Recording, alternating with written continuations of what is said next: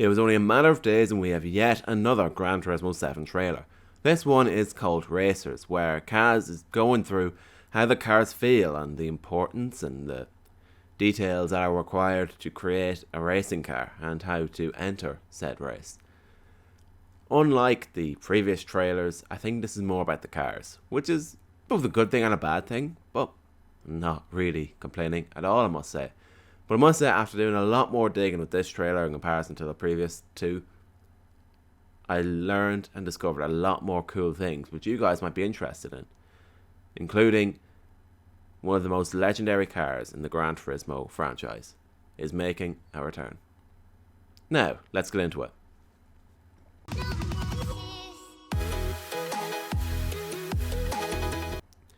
The first and most important thing for me about this trailer was the return of one of the most iconic racing cars in Gran Turismo.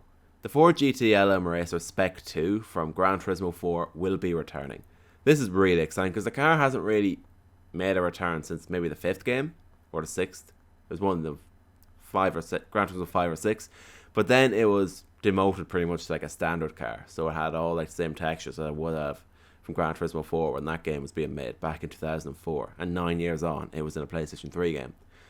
But this time round, Gran Turismo are done with standard cars. It's all about cars that have fully detailed cockpit views and all the perfect little details that are required for them to be a properly good game.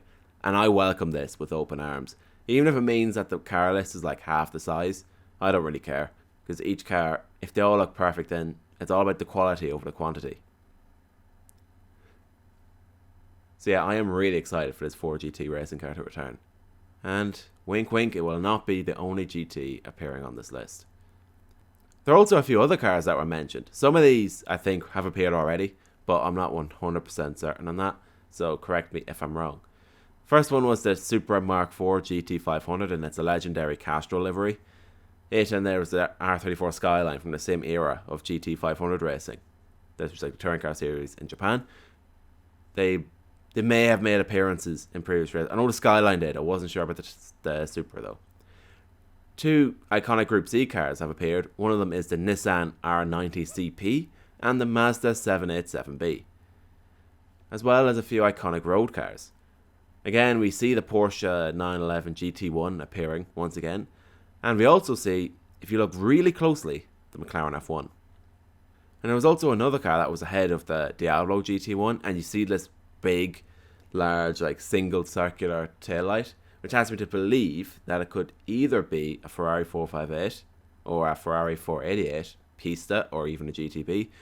But the big one, I think it could mainly be, or potentially be, it's probably a better way to say it, the Murray Automotive T50, the V12 powered hybrid homage to the McLaren F1 with a big ass fan at the back of it. If you haven't seen that car driving around Goodwood recently, watch it. It is probably one of the best sounding road cars of all time.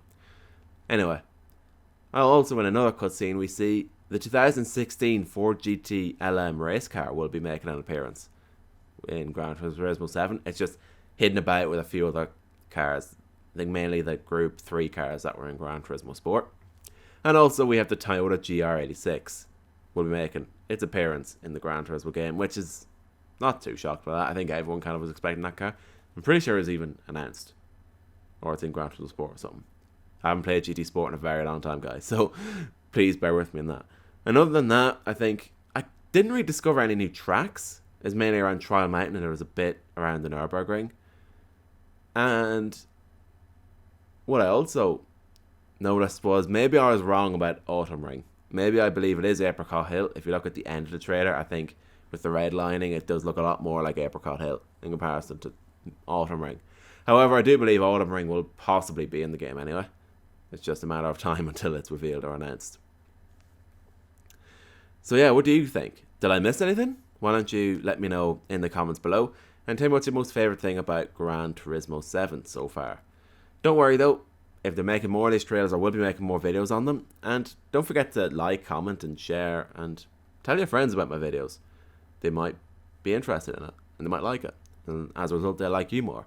Anyway, thank you very much for watching this video and the previous video that I made. It's doing quite good in the views. So do stay around and do stay awesome, obviously. Stay safe and be careful out there. And if I don't see you beforehand, have a nice and safe and a happy Halloween. Anyway, goodbye.